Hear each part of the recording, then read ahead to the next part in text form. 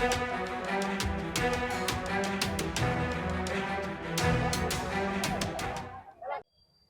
वाटतं? सर्वप्रथम पक्षप्रमुख माननीय उद्धवजी ठाकरे साहेबांचे मनापासून आभार व्यक्त करतो की माझ्यासारख्या शिवसैनिकाला जे आज जिल्हा प्रमुख पदाची जी संधी दिली आहे त्यासाठी मी साहेबांचे खरोखर मनातून आभार मानतो. मी 1999ला शिवसेनेचा शाखा प्रमुख होतो. शाखा प्रमुख, शहर प्रमुख, तालुका प्रमुख, आज जिल्हा प्रमुखाची जी जबाबदारी दिली आहे हे शिवसेनेतच होत आहे.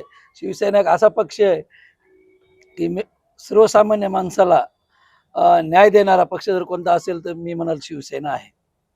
कसं पाहता खासदार संजय जाधव हे बंद करण्याच्या तयारीत आहेत आणि मातोश्रीवर बैठक झाली त्यानंतर तुमची थेट आनेराव यांची उचलबांगडी करून नियुक्ती करण्यात आली आहे. पक्षाचे काय आदेश होते?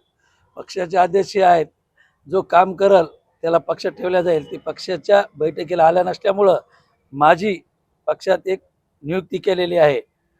राहिला विषय खासदार साहेबाचा, खासदार साहेब आज शिवसेनेतच आहेत आणि शिवसेनेतच राहतील असं वाटतंय. खासदार बोलताना म्हणाले की पुढची परिस्थिती काय निर्माण होईल त्यावर निर्णय घेतला जाईल. उद्धव ठाकरेंनी नेमका मातोश्रीवर झालेल्या बैठकीत काय संदेश दिलेला आहे शिवसैनिकांना? उद्धव साहेबांनी सांगितलं की खासदार साहेब काय करायचं ते करतील, तुम्ही पक्षाचं काम करा, पक्षाचे पदाधिकारी आहेत, पक्ष थांबता कामा नये, हाच पक्षप्रमुखांचा आदेश आहे. कसं पाहता येणाऱ्या काळात खासदार सोडून गेला शिवसेनेत कशी परिस्थिती होईल जिल्ह्यामध्ये?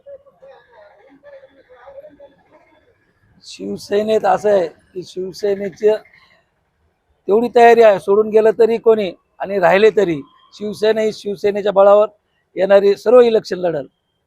स्थानिक स्वराज्य संस्थेत शिवसेनेला म्हणावी तशी कामगिरी करता आली नाही. आता येणाऱ्या काळात कसं बांधणी करणार आणि काय आपलं विजन आहे पुढे?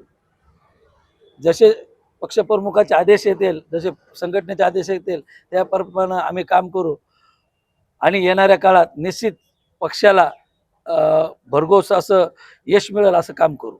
एकीकडे शिंदे सेना वाढत आहे, दुसरीकडे शिवसेनेचा बालेकिल्ला ढासळताना दिसत आहे. कसं? हे बघा, पक्षातून कोणी एखादा कार्यकर्ता गेला असेल पण पक्ष कधी असं हे होणार नाही. सर्वसामान्य माणसाच्या मनात उद्धव साहेबांबद्दल प्रचंड प्रेम आहे. बाळासाहेबांवर प्रेम करणारी परभणी जिल्ह्यातली जनता आहे.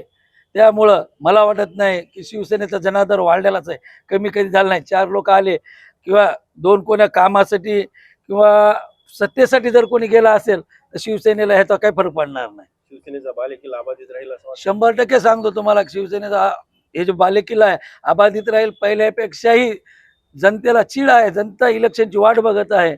येणाऱ्या इलेक्शनमध्ये तुम्हाला निश्चित कळेल की लोकांच्या मनात किती चीड आहे आणि 100% शिवसेनेचा जो बालेकिल्ला आहे तो अबाधितच राहणार आहे.